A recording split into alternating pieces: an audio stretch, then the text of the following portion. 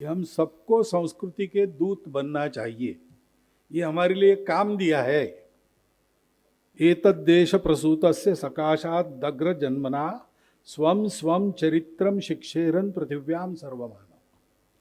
सारे दुनिया भर के लोग आए और अपने अपने जीवन के लिए शिक्षा लेकर जाए हमको देख के, क्योंकि हम दुनिया के सबसे प्राचीन लोग हैं, एक तरह से बड़े भाई।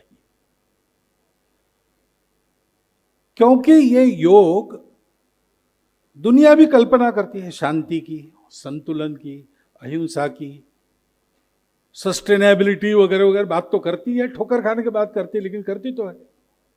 आदर्श किसी को पूछा जाए तो वही बताएंगे सब लोग। सत्य, अहिंसा, अस्तेय, अपरिग्रह, ब्रह्मचर्य, शौच, तप, संतोष, स्वाध्याय, सत्य, प्रणिधान, बात यही बताएंगे। लेकिन इसके पास ये होगा कैसे, ये दुनिया के पास नहीं है, क्योंकि उनके पास केवल भौतिक ज्ञान है।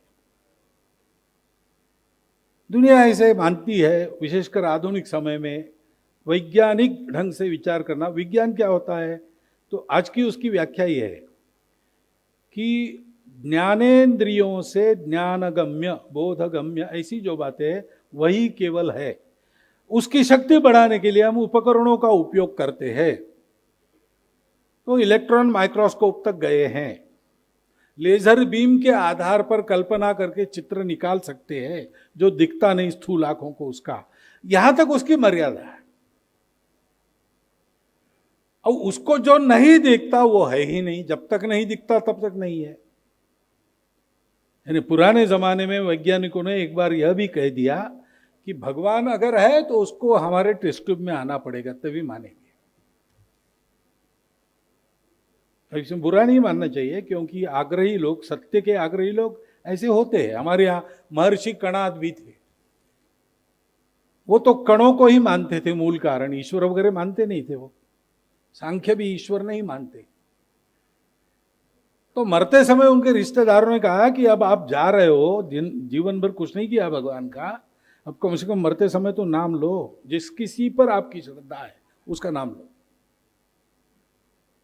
तो महर्षि कणाद ने 3 बार कहा पीलवहा पीलवहा पीलवहा और प्राण छोड़ दिए। पीलव यानी एटम, परमाणु। इतनी उनकी श्रद्धा थी कि जिस पर आपकी श्रद्धा उसका नाम लो, ऐसा कहने के बाद उन्होंने कण का ही नाम लिया। तो होता है, परंतु अब समझने लगा है विज्ञान भी कि इन बातों को मर्यादा है। अभी बुद्धि से सारा विचार होता है, प्रत्यक्ष इंद्रिय गम्य बातें कठिन है। अब जो विज्ञान प्राप्त होता है वह गणित से प्राप्त होता है,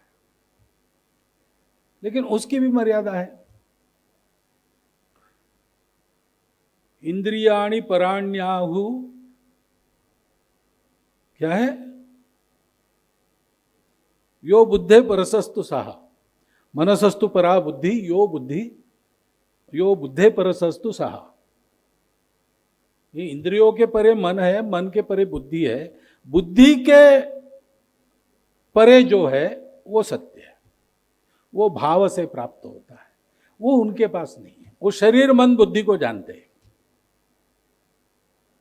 लेकिन तीनों को जोड़ने वाला क्या है, वो नहीं है, उनके पास नहीं है। वो अर्थ, काम और मोक्ष इनको समझते, इससे मुक्त होना इसको भी समझते, लेकिन ये सब ठीक हो और सबको मोक्ष प्राप्त हो, इसके लिए जो धर्म चाहिए वो कल्पना उनके पास नहीं। व्यक्ति का सुख, समूह का सुख वो जानते हैं, सृष्टि, पर्यावरण, इसकी भी जानकारी, इसका भी एक सजगपन उनके पास आया है। परंतु ये तीनों को अगर ठीक चलना है तो जोड़ने वाला क्या है, उनके पास नहीं, वो हमारे पास है। योग हमको उससे जोड़ता है।